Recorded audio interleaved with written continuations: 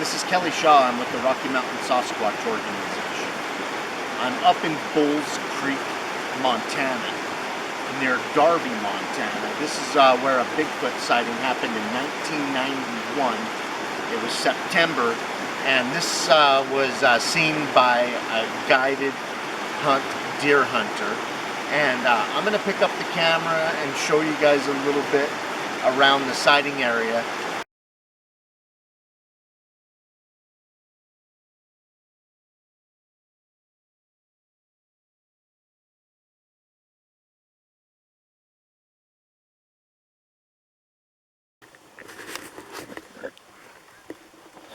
Something made a mouth pop down there.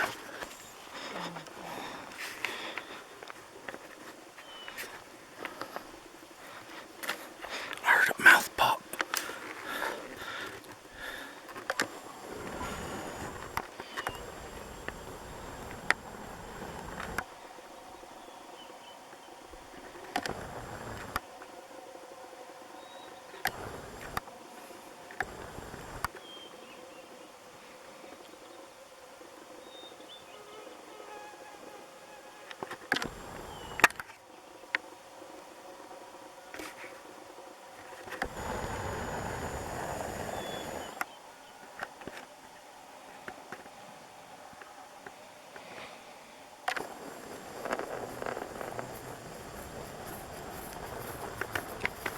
Did you hear that mouth pop?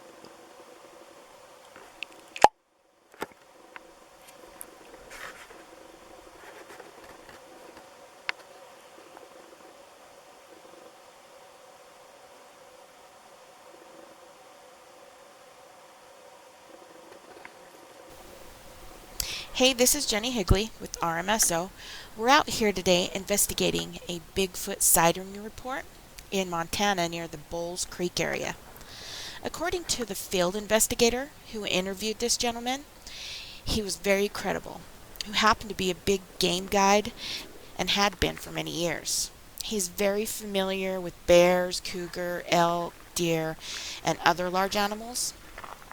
On the day of this sighting, it was getting late, and he had a couple of hours of daylight left and decided to scout the area for elk, as the next morning was the opening day for the elk hunt. He had just made the trail and was on his way back to camp when his horse started to act up.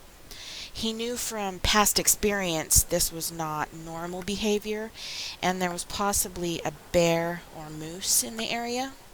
He continued on down the trail, and shortly after, his horse looked left. The witness turned and looked in the direction his horse was focused on. There was a downed pine tree with roots exposed, creating a large root ball. On the other side of the root ball was a Bigfoot, crouching and staring in his direction. The Bigfoot was squinting at him at first, and then his expression changed to a type of shock. The witness believes, by the expression on the Bigfoot's face, that he heard a four-legged animal coming down the trail, but was not expecting to see a human riding on it. He was downwind of the Bigfoot, so any smell wouldn't have given him away. He felt threatened and didn't want to do anything to provoke it, so he said he just kept on going and pretended that he didn't even see the Bigfoot. He continued on to ride and left the area. The witness emphasized that he wouldn't even have seen the Bigfoot if it was not for his horse looking in the animal's direction.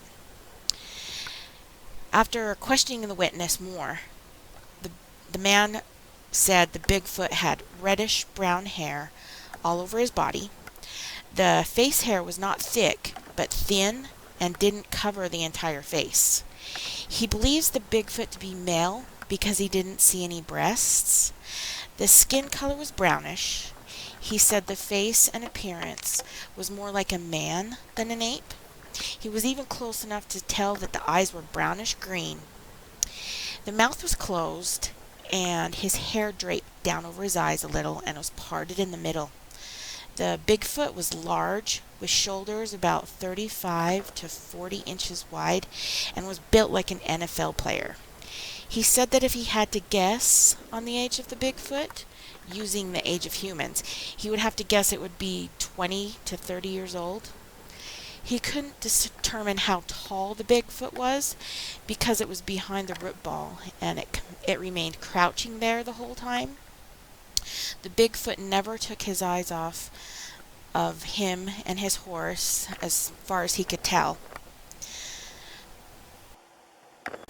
The witness also noted that the area was rich with elk, deer, and other large game. He said there were lots of bogs and natural springs in the area. There were small streams with plenty of fish, and he also mentioned that there were lots of berries that year. Thanks for listening, and keep on watching. We'll keep on squatching. Thanks.